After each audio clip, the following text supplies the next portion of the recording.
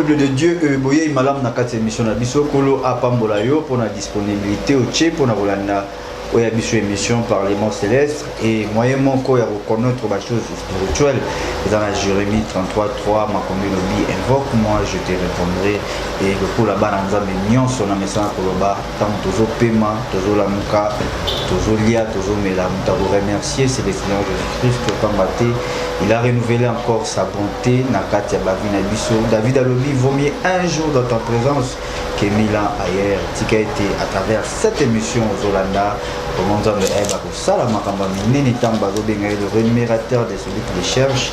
Oui ndé tozo mona sur ces plateaux je ne suis pas seul, ça fait longtemps mais je suis encore avec l'homme de Dieu, le prophète évangéliste Enoch Babima ararepe na moi ba critère wana et te poser question pe na katia to ebi ke batina to évangéliser le roi ba chrétien mais il y a ça là momi et comment on déborder. Alors je suis avec l'homme de Dieu avant tout les canaux sambo to passer pe parole mote mosala nzambe mote papa bis voilà bana nzambe to landa yo comme d'habitude toujours et to ebi ke ndo to zana na kini awa moi temps faut profiter au TAP le nzambe na radio média awa pamba tozo kima biso parlementaire. Alors avant tout les canaux sambo président ndao bazolanda yo ba pesi ba nami sombote ba oyo ba tsaka biso na ba prière na ba tango nyoso après ba événement to kutela na ba premier belé mais nzamba sungi on est rétabli toujours continuer musala nzambe en tout cas nzamba pambola bino ba ko tsaka biso na sambo ba ko soutenir na biso de loin de près et que le Seigneur vraiment vous bénisse nous pour que ça absolue confiance et t'abonner sur la mission na Parlement céleste pour l'édification à corps du Christ. Que le Seigneur vous bénisse. Merci beaucoup. Alors Camille biso rapidement dans le sambo. Saint-Esprit na péché merci tika présence na yo et régner le ko na biso nzambe yo pesa la sagesse et intelligence joie contrôle na nyonso na kombo na Jésus-Christ de Nazareth. Amen.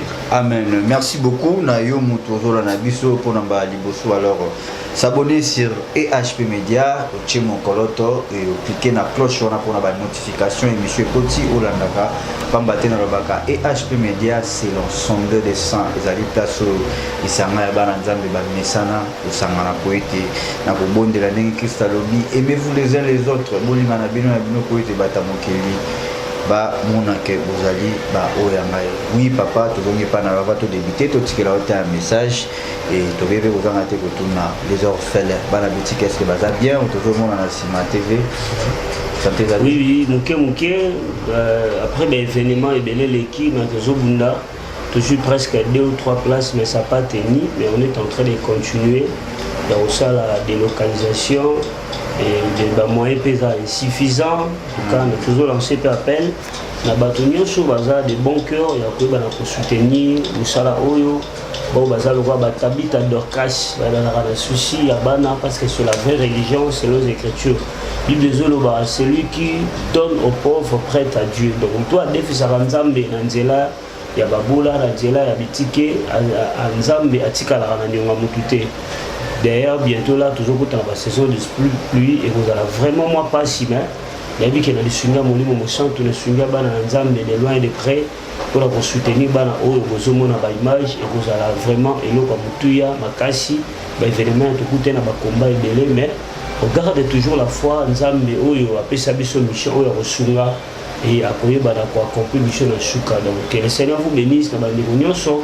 Oyo bakosimba ma ba soutenir bana oyo et kozala vraiment le pamboli makasi adresse la mission tous en avenir Matadi numéro 3 commune ya Kisesu vers route Matadi vous appelez moi souka de la bilamba kala oyo la karaté biso to est important to sukola ngo et pour aider bana ça sera une très grande bénédiction vous appelez moi Sacha souka moi Sakalos olingi ke kotika eza avenir Matadi numéro 3 eza bisika obunga te mutu ke koma ratina kati et tu viendras au kukuta bana.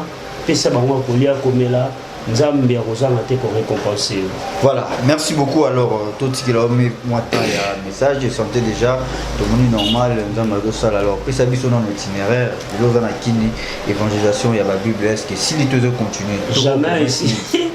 Oh, évangélisation ici, la thé, c'est la mission que le Seigneur m'a donnée toute la vie. Au moni, Oyo, Nzamba Bimele tapé ses missions. À Kokyo Salamo, mais par contre on a un moral lemba katana. Très bien. Nga oyebi des temps à autre d'ailleurs na kina na tamukie. Dakendaka, ces derniers moments on a eu la problème ba téléphone, il y a un moment peut-être je peux na ramener peut-être ba image sous mais j'ai beaucoup des images, il y a un ami autre zaine na kikwiti, zaine na kenge, je crois au tinde la ba image, bon on a comment évangélisation ezokola vraiment aussi bientôt d'ici fin semaine je crois samedi entre dimanche et soir toujours zonga les sous pour évangéliser papa Brice Neb Sarabiso mission primordiale au Nzambe apesa basala Nzambe nyonso c'est gagner les âmes pour Jésus. Donc il y a une mission au Nzambe apesa biso, c'est pour cela moi je fais ça, d'ailleurs c'est mon ministère. Et ça le tomo na benga manango le Seigneur m'a apparu et il m'a parlé sur le salut des âmes. Donc on a même bateau baebi to zakana ba on a ba prière contact il ça baebi ndengeni na ibana ka kozwakasho ya ba âme ya Nzambe moko na moko na nzela ya mabondi ya des fois to la raté emsum pa mu komsun de busa benga singa ba papa mais olala ka ernine abino isa sacrifice to salaka eza mission au Nzambe apesi biso toujours préparer toujours ba campagne donc dimanche sous toujours décoller toujours kende. Et je crois dans Mikoloya, papa Brice, tu as appelé le monde, nous avons mis des moyens conséquents, quoi assurer ces jours, et quoi assurer membre belé. Je crois qu'on sera ensemble et au moins comment ça se passe avec beaucoup de difficultés, mais nous gagnons déjà parce que nous avons tout ça à la moto, tout ça à 4 heures, 5 heures du temps de moto. Donc on avait c'est pas facile. Il y a un moment Nzambe pambola papa pambola maman toujours la passion oyo ya ko soutenir évangélisation voilà quoi donc biso Nzamba pesi biso don mais Nzamba pesi biso capacité wana apesi biso mission wana mais tout ko sala mo pena yo l'évangile c'est gratuit mais évangélisation ba soutenir toujours parce que surtout ba œuvre ya boyer c'est pas facile papa Brice. Je crois que nous avons la route ensemble. Oui, pour comprendre que les difficultés, nous allons en Nzela, la moto, vous pouvez faire 4 5 heures du temps. Donc voilà quoi. Il y a un moment où c'est pas un péché, l'évangélisation, c'est pas un péché. Donc bientôt là, déjà, le programme est bien établi. La fin de semaine, toujours quand tu as su l'achat. Voilà, merci beaucoup à tous un message. Il m'a bien ça l'appel toujours de contribuer dans la Bible et aux Anambongo, sur la Bible, il y a tinda. Aux appels Nambongo, l'ino tinda basomba awa parce que pas la besoin de moi primo assez par rapport à Yabino. Alors, n'hésitez pas, évangélisation, il y a moi des Fox. Tout le témoignage, les amours comme Makambo, tout ça force. Il y a des chrétiens, il y a moi, il faut que ça là, pour évangéliser, pour contribuer. Et nous avons toujours contribué pour nous faire l'évangélisation. Il n'y a pas besoin d'un pourcentage. Et voilà. So, bon, j'ai vu ça par rapport à Eve. La Bible dit, beaucoup reconnaître nous étaient par rapport à Eva Fouille. Tu as la fouille au Bimsaka. Ils ont mal à mon mingi. Pour soutenir la Moussala Nzambe. Continuez dans mon Nzambe pas Moulayo. Alors, l'homme de Dieu, tout ce qu'il veut, moi, tant un enseigné pour de Dieu, car la Bible dit. Oui, nous avons fait ce message. Nzamba Pesibicho yango, ça fait, si je ne me trompe pas déjà, 2 semaines. Ndé na lobaka, le message n'y a sauté. Il faut qu'il y ait directement pour faire ça yango. Il faut prendre le temps de prier. Et n'a pas molina, maman n'a pas le temps de je crois qu'on a l'image Oyo. On était ensemble, on a ensemble l'anaïe. On a en Belgique. Et le Seigneur a parlé sur l'évangile, il y a RDC. Nzamba Lutalisa biso évangile il y a mboka na biso Congo pe Afrique mobimba. Vous savez papa Brice et l'autre bosaraka mboka na biso Congo eza mboka oyo oyo simba fox ya évangélisation mondiale. Et puis le Seigneur vers le temps de la fin de toujours temps de la fin de la fin d'attendre de la fin oyo. Et RDC et un pays où il y a la base d'évangélisation. Parce que le Seigneur a dit armée à Sika. Et nous avons armée à Sika, on va bien équipé pour nous conquérir. Parce que dans les jours à venir, Bitumba et Koya Makashi, tribulation et Koya Makashi. Mais nous avons la résistance, la force. Et le Seigneur a dit ça, tout le monde dit Nicolo, et ça qui a Koyinda Makashi. Précisément dans RDC. Et les collègues ont dit, ils ont dit ça kanda ya Nzambe. Bien-aimés dans le Seigneur, il a appelé ça message oyo, et un message à somme. Et le Seigneur nous a dit de propager ça partout. Nzambe azotali sa colère naie et pas y a basali ya nzambe. De 1. Quand la ebisi biso boye, batu nyonso ba yebi ba sangisa nzambe na eloko mo quelque part. Nzambe atikeli ba mota mukie. Bakende kozongisa biloko na bango. Tu es là, tu presses le nom de Jésus-Christ de Nazareth parce que moni le lo batu be bara confusion. Ba moni le roi so muta ozoloba au nom de Jésus-Christ de Nazareth, ndeka za vrai. Non, za vérité. Oui. Il ne confesse pas le nom de Jésus-Christ de Nazareth dans son cœur. Et ça ka likolo. Et le Seigneur nous a interpellé, il y a beaucoup de gens à terre kabatupe sanctification. Il prêche la repentance, mais aza nzambete. Asangi sanzambe na franc-maçon. Asangi sanzambe na pédéraste. Basangi sanzambe na ki lesbianisme et quand trop l'église, surtout na Congo. Et bandi kozwa mapapu makasi. Or que nzambe azota la Congo na liste moko ya réveil spirituel mondial. Mais le diable a compris surtout et bandi koya mi pepe oyo. Ba beaucoup ba jeunes serviteurs na ebele au bazan internet. Ba bimaki bazalaki na nzambe ya solo au début. Mais pour l'instant ba misu ba simbi ba grigri ba komi ko sangi sanzam. Nzamba bazana kanda. Et Seigneur azana posa te batu ba périr. Bible zoloba, le Seigneur il le guise son épée si le méchant ne se répand pas. Donc à d'autres parts nzamba tiki la ramutu to ya repentance azonge la nzambe avant nzamba beta. Et le Seigneur a dit mutu nyos oyebi ko sangi sanzambe na kodia osangi sanzambe na lititi osangi sanzambe ne loko moko na shubasimo moko na support moko. Et puis papa Brice et ça n'a pas faux enseignements et belé c'est le moment ça fait internet. Ba faux enseignements. Ba lingi ba ndoko sala extravagance sur la spiritualité.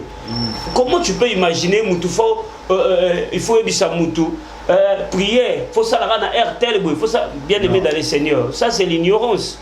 Nzambe oto sambela kaza omnipotent aza omniprésent. Okobelele na 12 heures. Okobelele na 13 heures. Okobelele na butu, okobelele nyonso nzambe akoyoka yo. Il y a beaucoup Jésus bosambela kasoki égrégore na bino des termes, ce sont des termes très diaboliques bazo ko introduit na quatre églises, c'est pour détruire surtout des jeunes serviteurs. Na makambo moko ya mabe. Et kola lobi, toi qui sais au moins que c'est prononcé zala na yonganga. Très bien. Zala na yonganga parce que tant na yo lié les a destiné. Mais yo zanganga te.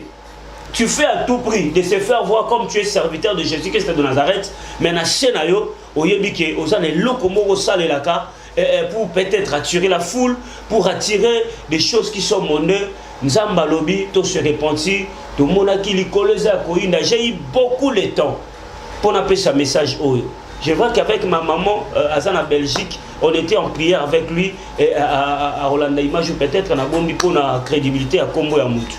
Donc Dieu nous a parlé, sa colère est arrivée. Mais na tamuki atiki, Zambalingi batunyo sur bazonga nanzela, surtout les jeunes serviteurs nazo kamna ba ope bazo le internet, bazo le kapé na ba plateau na biso, toujours partager le même propos bazaya kobe ba déjà ébélé. Ba banda ki malam, mais si ba kotishi makambo ya mabe et kola lobi bisonde oh nzamba zotala pour que tout me réveille. Le Seigneur avait rejeté beaucoup de gens. Et le Seigneur a choisi de nouveaux serviteurs. David. Vous savez, tant Samuel a oindre David, a oindre Bana Isaïe, qui plus grand, qui plus costaud. Na motema ya Samuel na bomotalobi oui, certainement Nzamba poni Eliab.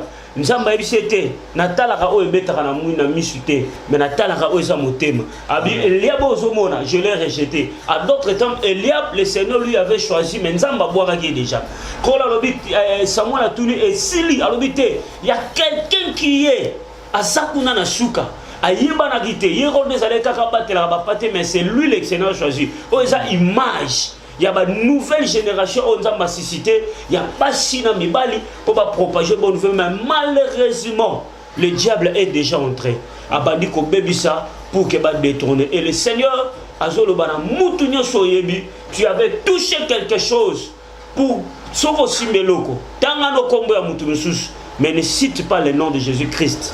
Pour ne diffamer en haut, pour au salon, mais chez toi-même, tu sais, je suis un occultiste, toi-même, tu sais, au lieu que ça pédéraste, lesbien, repentons-nous, parce que le Seigneur a l'acquis du colo, il a l'acquis à Kohinda, et ça signe à Kandanaye, Nzambe à Kobomape, à Koéliminer et Belé, soit, ils ont deux options. Tu abandonnes ou bien la mort. Le Seigneur appelle tout le monde à la repentance, surtout cette nouvelle génération. Mais notre génération, et la même génération, virus et côté, et où tu peux l'écolo, et bah du coup, même ma cabale juif, et ça, même ma faux enseignement pour détourner, Dieu nous appelle à la repentance. Voilà, merci beaucoup de la message Oyo et c'est ma Saint-Esprit à Kotakatinayo, puis tout Bélissayo, c'est repentir, c'est la repentance sincère. La Bible dit dans Proverbe 28, 13, c'est lui qui cache ses transgressions et prospère auprès de moi. C'est lui qui les avoue et les délaisse, obtient miséricorde. Et dans Psaume 3, David a dit, il est le Dieu de la miséricorde et compatissant. Il ne nous traite pas selon nos péchés et il ne nous punit pas selon nos iniquités. Ma béo todo ça là. Ceux qui ont traité, ils sont nés ma béo là, mais todo existé. Alors, message déjà capté. La Bible dit, vous connaîtrez la vérité et la vérité vous affranchira. La vérité est affranchir au Katinayo, le bon serviteur. Et ça lui sont bien, message au Makasi. Et puis, bah, on a mené sur toujours un mot, tout mais ça n'a pas intercédé. Tout ça, de la vraiment, c'est pour un jeune serviteur, voilà, pour que tu es le plus royaume et à Satan, bazonga na kati ya royaume ya tata Nzambe pour la pambola biso ndenge tozu message o na bomoko toujours na mesana koloba que Nzambe azalaka place ni balé misato na samani na tina na ye. Alors pour la distraité pour l'émission o yeba que na suka na bénédiction ezali oui tozongi vers yo papa et évangélisation zo continuer plutôt alors tout zokende wapi tout zokende na Kata Kokombe. Ils avaient côté à Baloja. Donc, on a Kikwiti, Mangai, Dibaya, Tuzui, Masuwa. Après Dibaya, Loja, toujours qu'il y a certains tours, Baloja, toujours les déjà, parce que Bananda ne faut pas contribuer sur ma Bible pour ça. Déjà, celui qui a raté dimanche, la semaine prochaine, mais déjà dimanche, je crois déjà faut. Tout le mois déjà. Voilà, donc là, dans l'élo, tu as déjà l'élo, tu as déjà mercredi. Alors dimanche, tu le royaume de cieux est à la violence. Et ça, la violence, il faut contribuer à la Bible. Attends, le fils que mon corps est important. Dans le baka, pour l'évangélisation, attends 1 euro, 2 euros, c'est important. Tu vis Maramo, tu as le bateau. Là, on a un témoignage, l'évangélisation. En tout cas, ça, la violence. Et au participer à la mort, il y a soutenir l'homme de Dieu pour la Bible. Vous avez vraiment malam mingi. Nous avons fait afficher dans ces écrans parce que comme prophète et non comme Badima, nous avons alors contacté l'homme de Dieu et pour ça vraiment malam mingi. Alors toujours maintenant nous avons un message au PC. C'est un message très capital. Mais dans le fan de la Yomoko. Média parce que dans la dire au monde que na plateau na biso ba les médias il y a des faux serviteurs de Dieu et considère que na ba obo solo la rota vraiment dans les faux. Ah oui, en fait apôtre Paul azalaka na tactique moko abanda kokima bato babete même Jésus aussi utilisé. Ya romoni ba Yuda ba vene ko taxer Jésus bi ah mais ndenge nazofana na bato ya mabe.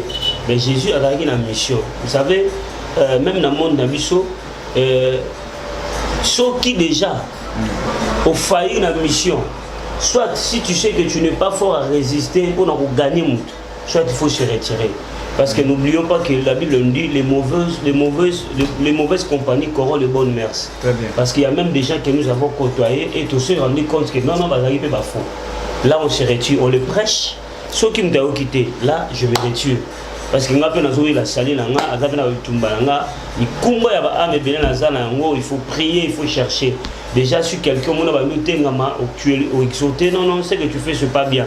Si au monde continuer là, je relâche. Voilà, merci beaucoup. Et je pense que tout comme déjà projeté, nous touchons vers la fin de cette émission Nzamba Pambolayo et moi ma question est dit mais même prochainement vous pouvez et ça ma question va tout ni trop ma question à propos de l'évangélisation mais gloire à Dieu parce que nous sommes avec un évangéliste à Kata Plateau. Est-ce que nous avons ça l'évangélisation à Kata boire nakata bar nakata boîte. Mais pourquoi pas?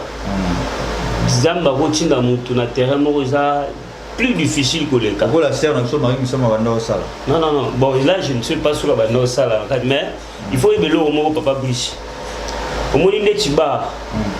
Toi tu peux imaginer ngasi na koti na ndako ya chef coutumier ga nganga. J'ai nazaba image na otamshu na ochango bomona. Na kota na ndako ya chef coutumier za nganga. Ba lona biloko na kati ya ndako. Mais le Seigneur a permis na koti pe na kati na teye sangoma ya mbisi pe Yesu, il a cru à Jésus. Du tout comme si le Seigneur te donne la mission, ya kokene na ba, ya kokene tamshu na stade ba lié moko, là tu peux le faire. Mais si vous m'appelez sur mission d'attention, au risque de ta propre volonté si tu n'es pas fort. Il y a un mot de tout na va na mobile on a bon laisser mutema le compter mbala bomier vie de prière, mbala tigisi pe ko sambe. Donc il faut être précis, il faut être si, il faut yoka penzambe malam. Il y a certaines missions dans la glissant. Apôtre Paul a l'ingaraté à Samuel quelque part, je voulais venir vers vous, mais Satan m'a empêché. Apôtre Paul. Satan empêché. Ah, tu peux imaginer. Donc il faut ceux qui nous ont ma mission, c'est possible. Il y a beaucoup de là-bas, au TIP Moutou.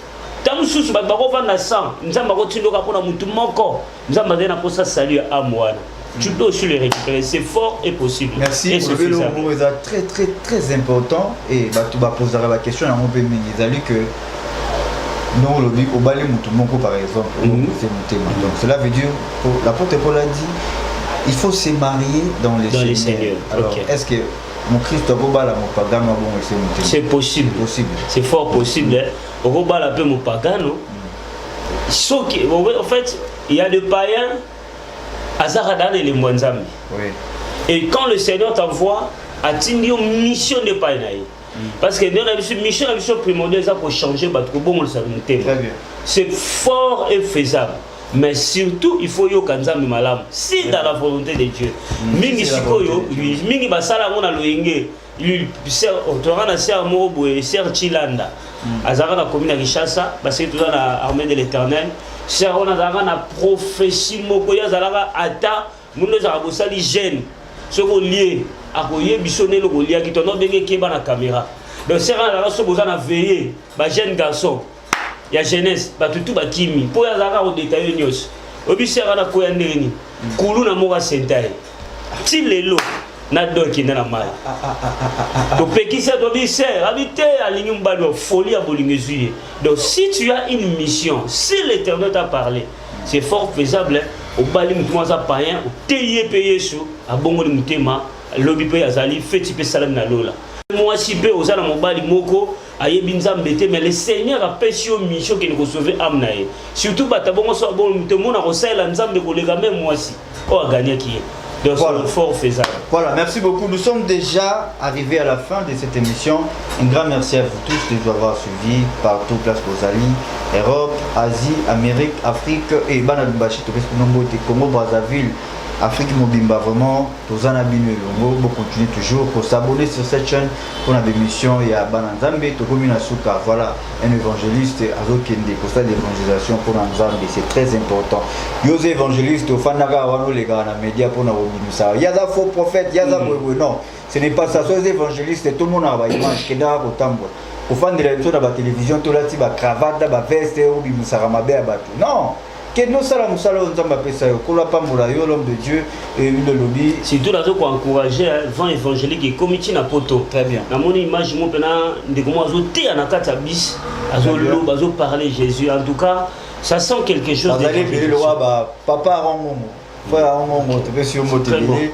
Et Moussala Nzamende à mon évangélisation. Alors, comme Nasuka, tu as une qualité à serviteur de Dieu et tu as récompense Wana, Ezongela Biso, la chaîne Mobimba, Blaise Katendi et Charlie Kanga, Image Pro et Baudry Katendi, donc équipe Mobimba et HP Media, récompense Wana Ezongela Biso. Alors, pour la Bible, bato mpe bamitunaka bana nzambe batoza mwa compliqué omonaka bible ofotaka liseko fotaka semaine voilà bible nyonso oyo ozala nango mais biso topefaka mi kosomba lingala voilà bi tozala na mposa kosomba lingala so lingala eza na po tosombi yango ebele ata français ça ne dérange pas batamboka batangaka otinda vraiment voilà tokomi na suka déjà tozongisi lo parole mpona clôturer émission voilà nzambe apambola moto ozwi occasion ya kolanda ngai. Que le Seigneur vous bénisse. Je n'ai adressé pas à Moutou Mazola Nangai. Azana ba problème où il est que les Moutou, Azala malade du moko. Bani des gens au monde qui est malade, il y a comme vina yo. Si quand on dit la Bible de Zo Balangai, votre corps c'est le temple de Dieu. Dans d'autres nayo ils ont tempelé Anzam, il faut refléter toujours gloire à Anzam. Il y a quelqu'un qui est éternel, c'est Jésus-Christ de Nazareth. Malade, il y a un problème, on est éternalité. Entre dans la prière. Na déclaré, na chambre la pour Moutou Mazo Bela. La chambre la pour Moutou Mazo na problème où il est que le Moutou. Nena yebiso liboso problème wana. Je suis venu te présenter Jésus-Christ de Nazareth. Tikanzam apeso solution à problème wana. Tamu shusho tambola misolobi papa sina bengi trop sina lembi. Nzamba zaka na posa bato ba lembi wana, bato baza décourager. Potangwa kosala atali soke nzambo to sambela asara bikamu. Na sambeli au nom de Jésus. Tikanzambe wana akuta nayo. Apesa solution na problème ozana. Au nom de Jésus-Christ de Nazareth. Amen. Papa Brice Nazan et Lobamoko, quand j'ai prié, le Seigneur m'avait convaincu la péché au Bible. Ah, merci. Il a un symbole mora mutuya et tam sous acte oyo oyo bango na bane goya pourquoi na péché au Bible. Eza Bible au na tangaka. J'en ai beaucoup, je crois, ta chaîne se fait redistribuer la Bible la Bible avant de voyager. Amen. Pour vous la Bible le moko la Bible mais le Seigneur m'avait dit na péché yo Bible oyo. Je te donne ça au nom de Jésus-Christ de Nazareth. Amen. Merci beaucoup. Par na amour na cadre d'évangélisation Bible en tout cas l'homme de Dieu dans ma Bible oyo. Il a souvenir moi on a évité ce qui nous